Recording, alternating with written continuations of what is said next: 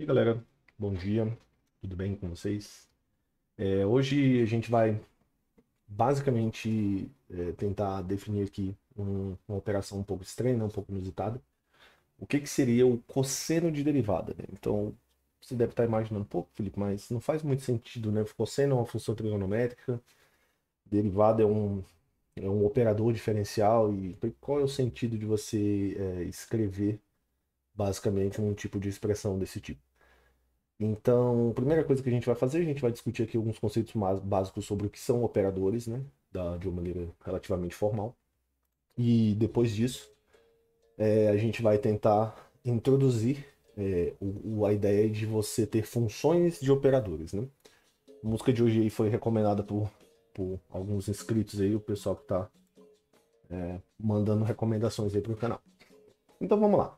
Inicialmente, a gente precisa primeiro definir o que vem a ser um operador, né? Como vocês estão vendo aí na tela. Definição formal de operador, ela não é algo fechado, né? Ela varia aí de contexto para contexto, de livro para livro e de objetivo para objetivo, né? Dependendo do seu objetivo, você define de uma maneira o que vem a ser um operador, e dependendo do fim que você deseja ter, né, nas suas expressões matemáticas, você define de uma maneira diferente. Mas para a gente aqui no nosso caso, a gente vai considerar que todo mapa que leva elementos de um espaço de funções em outros elementos desse mesmo espaço, tá? Lembrando que operadores é como se eles atuam como se fossem funções, né? Como assim, Felipe? Funções, elas precisam de um elemento do domínio, elas aplicam algum tipo de operação elementar nesses elementos do domínio e geram elementos de um contradomínio. Por exemplo, uma função do tipo f de x igual a x ao quadrado, ela pega um número, executa a operação elevar ao quadrado e mapeia isso em outro elemento do domínio, do contradomínio, que é o quadrado desse número.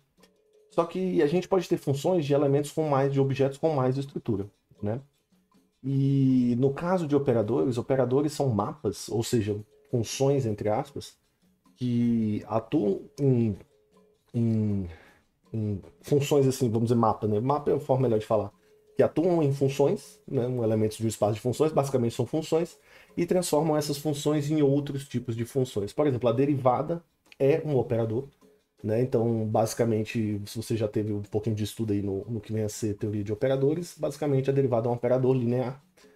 E as operações matemáticas que a gente executa entre números, a gente pode definir na derivada, e quando essa derivada ela atua em uma função, ou seja, o argumento da nossa derivada vai ser uma função, ela produz uma nova função, né? Então vamos começar aqui, vamos escrever aqui para a gente ter uma noção do que isso quer dizer, né? Então, por exemplo, funções que levam elementos de espaços de funções e outros elementos de espaço de funções, a gente vai definir basicamente um operador geral, que seria essa função, né? Esse mapa, como um objeto que leva do espaço de funções de classe sem infinito em outras funções de classe sem infinito.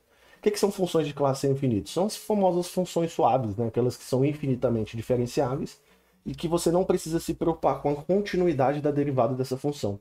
Toda função que faz parte desse espaço, você pode derivar ela quantas vezes você quiser e você vai obter uma nova função, e essa nova função, além de ser diferenciável, ela também é contínua. Então, beleza. E um exemplo de operador, a gente pode pegar, por exemplo, o operador derivada, né? O operador derivada, ele atua em uma função, tá? Vamos dar um exemplo aqui, né? O operador derivada, ddx, né? Lembrando que essas funções estão na reta real, então eu vou usar a variável x para determinar esse número real. Atuando numa função f de x, claramente vai nos produzir o quê? Vai nos produzir uma nova função, que é a função f' de x. Só que essa nova função f' de x também é uma função que faz parte desse espaço das funções infinitamente diferenciadas. Então essa é a ideia básica que a gente vai aplicar aqui para definir o que vem a ser o cosseno de derivada. Então beleza. Opa, eu tô com... Acho que eu tenho que limpar a tela aqui rapidinho, só que aqui teve um probleminha aqui de que não apagou aqui o texto. Mas vamos lá. E aí o que vem a ser o nosso cosseno de derivada? Primeira coisa, a gente tem que definir a nossa função cosseno de uma maneira um pouquinho mais diferente. Então eu vou usar a definição da função cosseno da seguinte maneira. Eu vou escrever a nossa função cosseno como e elevado a i alfa x mais e elevado a menos i alfa x, tudo isso sobre 2. Tá? Isso vai ser a nossa definição de cosseno. Aí você fala, ah, Felipe, eu nunca vi cosseno definido dessa maneira. Será que isso aqui é um cosseno mesmo? Sim, eu vou provar para vocês que isso aqui é um cosseno. Exponencial de alfa x é cosseno de alfa x mais i seno de alfa x. Caso a gente troque de sinal, né? A gente tem que usar a paridade aqui da nossa função, vou botar entre parênteses aqui, mais, a gente vai usar a paridade da função cosseno e seno, né? A gente sabe que a função cosseno é par e a função seno é ímpar. Então, quando a gente fizer esses exponenciais com um valor negativo no argumento, o cosseno não muda, tá? O cosseno continua a mesma coisa. Cosseno de x é igual a cosseno de menos x, porém, o seno de x é igual a menos seno de menos x, né? Então a gente tem que trocar o sinal, tá? Para você obter aqui a relação. Então isso aqui basicamente é tirar o transposto conjugado, né? Seno de alfa x. E aí, percebam uma coisa interessante. Aqui os senos vão cortar, claramente, né? A gente vai cortar esse seno com esse seno aqui, né? Porque eles são basicamente a mesma coisa com sinais opostos. E a gente vai ter a mesma coisa somada duas vezes, né? Deixa eu botar aqui entre colchetes para fazer assim, tá? E o que a gente vai ter agora aqui embaixo? A gente vai ter o seguinte, meio, né? O meio em evidência, de 2 cosseno de alfa x. Logo, quando a gente corta esse 2 aqui, a gente percebe que isso aqui é igual ao cosseno, tá? Então, ou seja, essa expressão de fato, né, essa expressão com exponenciais complexos, de fato representa o cosseno de alfa x. Beleza? Então vamos lá. Agora que a gente definiu o cosseno dessa maneira, a gente tem que prestar uma atenção em um detalhezinho. Se eu aplico o meu operador derivado em relação a x numa soma de funções, a gente sabe que... Só que vamos supor que essa função g esteja multiplicado por uma constante beta, a gente vai ter o seguinte, a gente sabe que o operador ele vai distribuir aqui, né, pela propriedade de linearidade da derivada. Então a gente vai ter f' de x mais beta g' de x. Então a gente sabe que a derivada ela é linear. E a composição de várias derivadas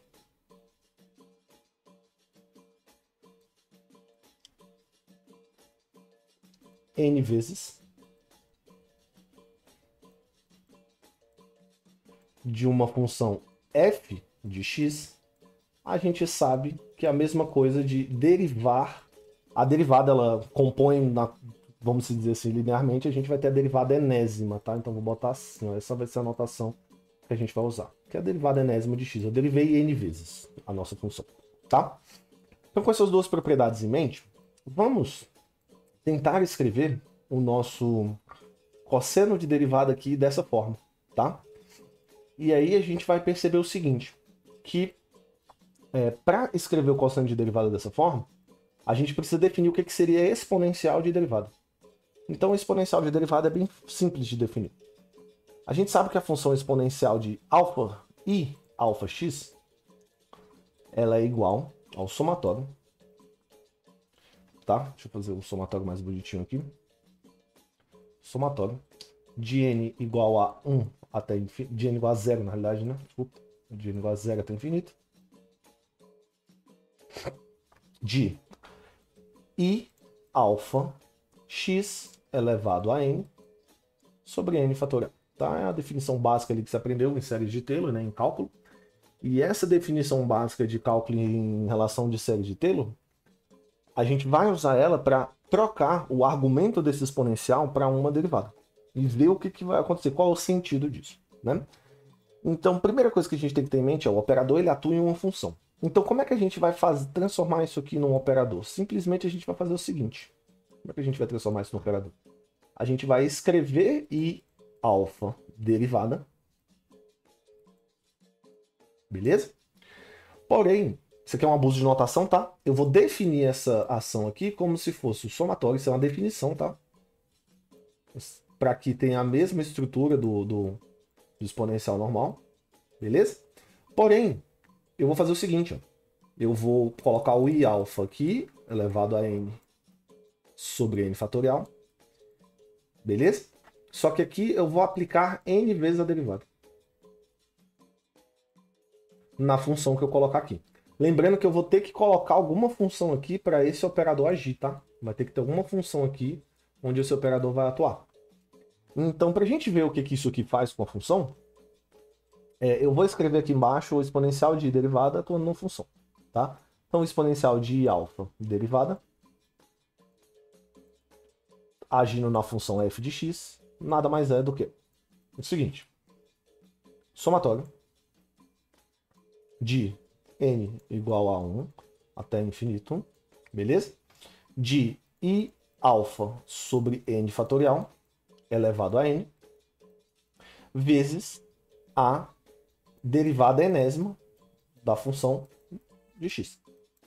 Só que isso aqui tem uma cara muito interessante. Se você for parar para analisar isso aqui vai ser o seguinte: derivada zerésima, isso aqui vai dar 1, né? Quando eu botar zero no... Tá errado, isso aqui é zero, tá, pessoal? De novo. Vou botar o zero aqui no lugar, eu vou ter simplesmente a função, beleza? Mais. O primeiro termo vai ser i alfa vezes a derivada da função, beleza? Vezes. Mais, na realidade, né? Vamos lá. Mais. I alfa elevado ao quadrado sobre 2 fatorial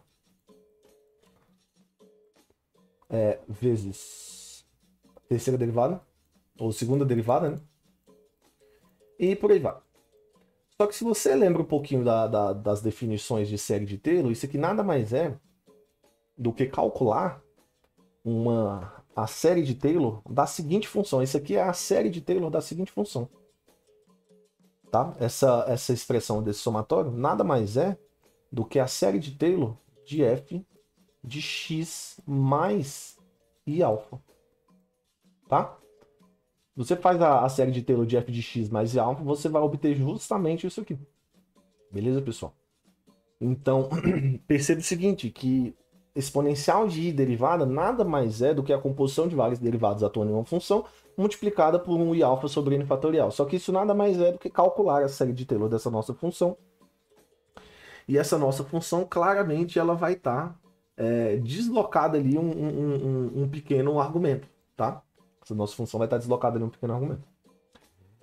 Claramente, se a gente trocar o sinal aqui, né? dx e botar um mais ou menos, claramente aqui a gente vai ter mais ou menos, né? Porque quando eu fizer com sinal negativo, vai aparecer ali um sinal de menos, tá? Para quem nunca viu essa expansão em série de Taylor, dê uma conferida aí nos livros de cálculo, basicamente é isso que você tem, beleza? E com isso, com essa definição, fica muito fácil de calcular o cosseno de derivada de x atuando em uma função, tá? De i alfa d dx atuando em uma função. Lembrando que isso aqui vai atuar em uma função que eu vou chamar de f de x. Pela nossa construção, quando o exponencial de positivo... Cadê aqui a nossa definição? Está aqui em cima, né? Quando o exponencial positivo atuar na função, a gente vai deslocar essa função i alfa. Quando o negativo vai deslocar menos i alfa. Então, teremos nada mais do que o seguinte. F de x mais i alfa mais f de x menos i alfa. E no final das contas, tudo isso dividido por 2. Isso aqui nos define o que seria esse cosseno de derivada. Para a gente fazer um exemplo claro aqui, para a gente visualizar o que isso aqui significa, como é que isso muda, né? Vamos calcular o operador cosseno de i alfa derivada. Beleza? Atuando na função x ao quadrado. A gente tem um exemplo concreto aqui. Isso aqui nada mais será do que a própria função x ao quadrado, que a gente está atuando deslocada por i alfa. Beleza? Mais a própria função que a gente tem, x ao quadrado deslocada por menos i alfa. Quadrado, tudo isso dividido por 2. Usando as propriedades de produto notável, a gente vai ter claramente aqui. Isso aqui vai dar duas vezes, vai ser... Vamos fazer logo aqui, né? X ao quadrado mais 2i alfa x mais alfa ao quadrado. Na realidade, menos, né? Eu estou levando ao quadrado, tem um i complexo ali. Mais x ao quadrado. Menos 2i alfa x menos alfa ao quadrado. tudo isso dividido por 2. Claramente, esses dois termos aqui vão cancelar e os outros dois vão somar, e o 2 que está da soma deles vai cancelar com o denominador e a gente vai ter a seguinte resposta, né? Que esse cosseno da derivada dessa função vai ser x ao quadrado menos alfa ao quadrado. Tá? Isso vai ser o nosso cosseno de I alfa dx. Beleza? E aqui é um exemplo de como aplicar isso, tá? Só para quem tem curiosidade, essas operações aparecem muito em umas teorias alternativas aí, na parte de teoria quântica de campos, onde você vai calcular produtos não comutativos. Você lida bastante com esses operadores, eles aparecem o tempo todo. Beleza? Então é isso, pessoal. Espero que esse vídeo tenha ajudado vocês aí a ter um insight novo aí sobre uma operação nova. E qualquer recomendação de vídeo ou de equação que vocês queiram que eu calcule, pode enviar que a gente faz. Valeu, pessoal. Um abraço e até a próxima.